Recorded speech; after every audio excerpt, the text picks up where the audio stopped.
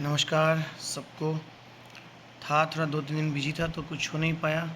अच्छा, कुछ स्टॉक अपना चल नहीं रहा। कैसे आप लोग, सब ठीक है ना?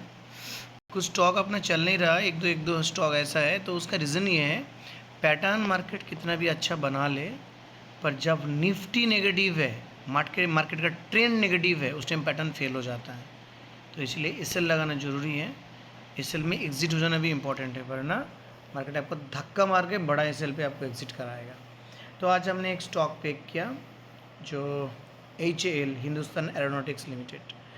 उस पर हमने क्यों पिक किया, एक रीज़न ये है, तो थोड़ा बस आपके साथ शेयर करना चाहता हूँ कि ये स्टॉक में क्यों पिक किया। पहले स्टॉक एक सपोर्ट, एक रेजिस्टेंस पे सपोर्ट बनाया, तो ये रेजिस्टेंस यहाँ पे एक स्टॉक ने रेजिस्टेंस पे डबल बॉटम बनाया बराबर। तो यहाँ पे पहले एक RSI को हटा देते हैं। यहाँ पे एक छोटा सा टक टक करके इसमें देख लेते हैं क्या कहाँ क्या बना। This is resistance, daily time frame. इसको रिजेक्ट किया प्राइस को। तो मैंने क्या था ना कि इस रेजिस्टेंस को ये सपोर्ट बनाया, उसके ऊपर ये स्टॉक सीधा उड़ गया रॉकेट। तो यहाँ से स्टॉक रिटेस्ट हुआ, सीधा उड़ गया ऊपर की तरफ। जो जिसको जहाँ मिला वॉल्यूम के साथ ब्रेकआउट हुआ था। ये जो ब्रेकआउट वॉल्यूम के साथ हुआ था, तो ये ब्रेकआउट अपना काम किया। ये ब्रेकआउट जेन्युइन ब्रेकआउट था क्योंकि वॉल्यूम था, वॉल्यूम इंपॉर्टेंट है। अगेन यहाँ पे एक हैमर बनाया, फॉलो अप लिया, पर due to market down trend, अभी जैसे मैंने अभी थोड़ी देर पहले बताया कि मार्केट जब निफ्टी नेगेटिव है तो कुछ नहीं होने वाला, तो यहाँ से हैमर बनाया, उसको फॉलो अप भी मिला, यहाँ वॉल्यूम भी है हैमर पे, बट ये नहीं गया क्योंकि due to Nifty down trend. But things like ऐसा है कि यहाँ पे जब मार्केट डाउन ट्रेंड है, पर HAL ने 1 2 3 4 5 6 7 8 9 10 11, तो 11 दिन ऑलमोस्ट हो गया, 2 हफ्ता। इस 2 हफ्ता का जो मार्केट डाउन ट्रेंड है, HAL गिरा नहीं है। गिरा नहीं इसका मतलब यहाँ से कोई सेलिंग प्रेशर नहीं है। तो HAL को मैंने क्यों फाउंड किया, क्यों मैं इसको सिलेक्ट किया, दिस द रीज़न, लाइक यहाँ पे कोई उसका सेलिंग प्रेशर नहीं है। तो जब रिवर्सल होता है तब वहाँ पे एक हैमर बनता है नीचे या डोजी बनता है, उसमें हाई वॉल्यूम होना चाहिए, है इस पे हाई वॉल्यूम, उसको फॉलो अप मिलना चाहिए, मिला है ना। फॉलो अप के बाद जो 2 कैंडल है ग्रीन, जो वॉल्यूम कैंडल है, दैट इज़ लवली। तो वहाँ पे क्या हुआ, वॉल्यूम इंक्रीज हुआ, तो इसलिए हम HAL को देखिए कि इसमें क्या पैटर्न बना है। तो हुआ क्या, यहाँ पे डबल बॉटम, तो ये W भी बन गया एक काइंड ऑफ। तो ऐसे W बना, तो एक W का जैसे यहाँ से आया, तो ये यहाँ से डाउन ट्रेंड हुआ, ये पहला बॉटम है, फिर ऊपर तक गया, ये दूसरा बॉटम अब रेडी हो रहा है। तो W के साथ वॉल्यूम भी है, तो डबल बॉटम। फिर यहाँ पे डाइवर्जेंस भी है। अगर मैं इसको मैं एरो कर लूँ, कैंडल क्लोजिंग को ले लूँ और मैं इस कैंडल की क्लोजिंग को लूँ, तो closing to closing down trend हुआ, और यहाँ पे RSI bullish divergence, this is RSI bullish divergence. Divergence मिला और आप खरीद लो, ऐसा नहीं चलता सर, बिल्कुल नहीं चलता। उसके साथ आपको कैंडलस्टिक पैटर्न भी इम्पोर्टेंट है।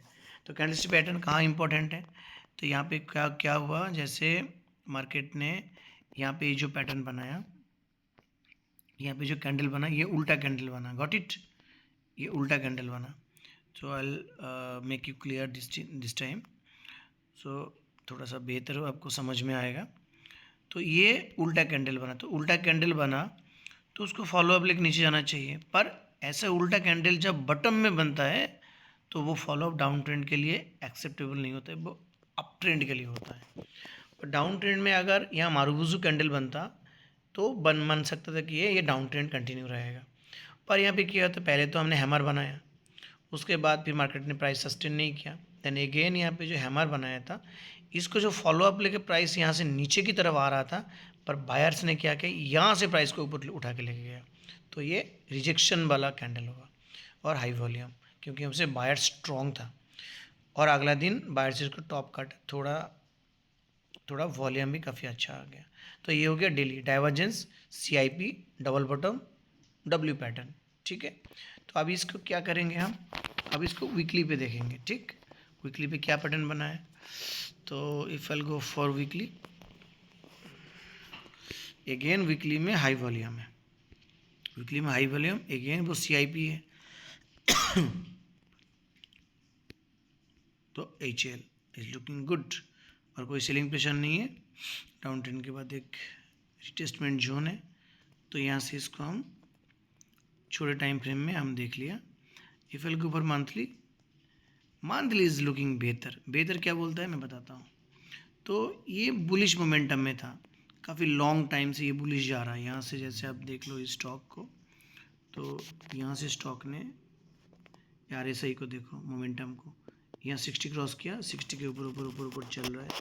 तो अभी क्या हुआ ना, स्टॉक ने थोड़ा सा रैली मारा, रैली थोड़ा डाउन ट्रेंड का रैली था, पर यहाँ पे स्टॉक ने क्या किया, तो 60 को सपोर्ट ले रहा है अभी।